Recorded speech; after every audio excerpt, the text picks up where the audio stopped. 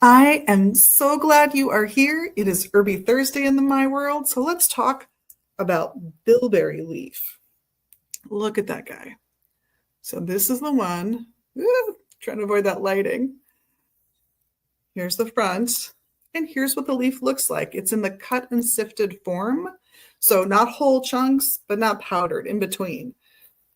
Cut and sifted is the name. We usually get cut and sifted, and the reason we do that is the shelf life is thought to be about 4 times the shelf life of the powdered herb, just because there's less surface area to give up those valuable flavors and properties of the plant itself. So bilberry, what can I say about bilberry? Well, it's associated with air and Venus and other things. We just like the air-Venus combo. So I think of this magically when I want to talk about relationships and love, when I want to be able to not only get my own point across, but really understand the other people in the situation and what they have to say. It's associated with things like psychic abilities and intuition. And I'd argue that part of that is the ability to see the things that we don't verbalize, to see the body language, to see the pheromones, to understand those. So things that our brain takes in and interprets, but maybe we don't have a verbal thought about, that's part of our intuition. And that's what bilberry has been associated with for at least a few centuries. Now, one of the reasons I like bilberry leaf is when I'm teaching my class on herbalism, there's a 3-year program here. It has so much chemistry in common with so many other medicinal herbs. All kinds of flavonoids are in this little beauty that we as a species have found valuable for millennia, whether we're talking about quercetin and isoquercetin, astragalin. There's so many more I could list for this little beauty, and those little things are why it's been used for all the things it's been used for. That and the tannins, I'm not going to lie.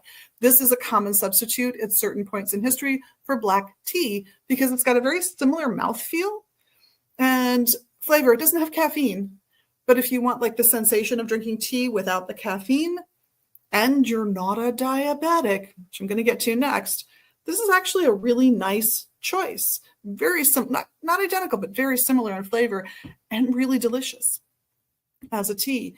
Now, why not diabetics?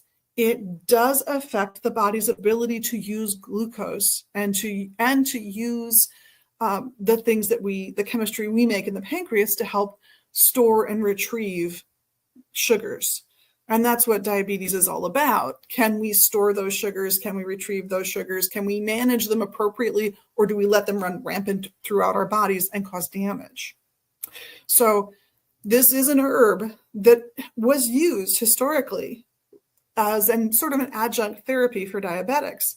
Can you run out today and buy this if you're taking a prescription medication for diabetes and just start drinking it willy-nilly? Absolutely not. No. As I like to say, that's most of my job over the counter is to say, you're taking what now? No, you can't have that herb. This is one of those. That said, what it seems to do, according to some of the research, is help us use the chemistry the pancreas makes, the enzymes that help us manage our sugars. It makes those enzymes more useful, that chemistry more useful in the body. So if you have diabetes running in your family, but not diabetes yet, this might be a nice herb for you. I don't know, because I am not your herbalist. I'm not your physician. And you need to check with those professionals in person, if at all possible, before you mess with this, if there's a diabetes issue. But for the rest of us, it's delicious. It's fine. It's traditionally been used for stomach and lung ailments. It's as a mild helper. It's been used for uterine issues. It's been used for a whole variety of medical issues over the years. And it's very mild. It's very gentle. It's not going to pack the punch of a more medicinal herb. It's not going to pack the punch of your prescription medications.